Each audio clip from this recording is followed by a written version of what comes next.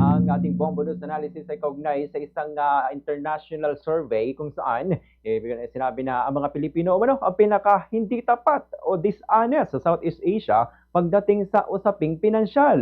Ang detalye ay ihatid ni Bombo Kerwin Gaman.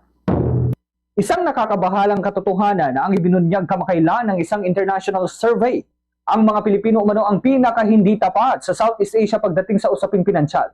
Ayon sa Roshi, isang Singapore-based fintech firm, halos kalahati ng mga Pilipino o 47% ang hindi nagsasabi ng totoo tungkol sa kanilang kalagayang pinansyal. Marahil hindi ito kapanipaniwala sa ilang tingin, lalo't kilala tayo bilang mga masipag, madiskarte at mapagkalinga sa pamilya. Ngunit kung uuriin ng mabuti ang mga ugat ng ganitong asal, makikita natin ang mas malalim na problema. Kakulangan ng edukasyong pinansyal, kultura ng hiya at mabigat na pressure ng lipunan na magpakitang gilas kahit wala namang sapat na kapasidad.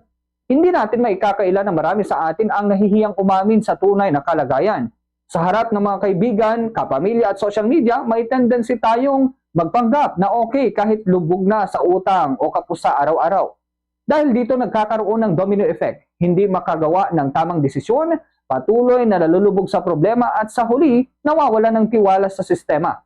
Dagdag pa rito, ipinapakita rin ng survey na mataas na presence bias ng mga Pilipino o ang ugali ng pagbibigay prioridad sa agarang kasiyahan kaysa sa paghahanda para sa hinaharap. Isa itong malinaw na paalala kung bakit maraming Pilipino ang hindi makapag-ipon, walang emergency fund at umaasa sa utang kung may bigla ang pangangailangan. Subalit ang pag-amin sa kakulangan ay hindi dapat ituring na kahinaan. Sa halip ito ay unang hakbang tungo sa responsableng pamumuhay pinansyal. Nararapat na pagtuunan ng pansin ng pamahalaan at mga institusyong edukasyonal ang pagpapalawak ng financial literacy lalo na sa mga kabataan. Dapat itong isama sa kurikulum, ituro sa komunidad at suportahan ng media. Hindi rin ito tungkulin ng gobyerno lamang. Bilang mga individual, kailangan nating palitan ang maling paniniwalang bahala na sa paghawak ng pera. Sa katapatan sa sarili nagsisimula ang tunay na kalayaan sa pananalapi.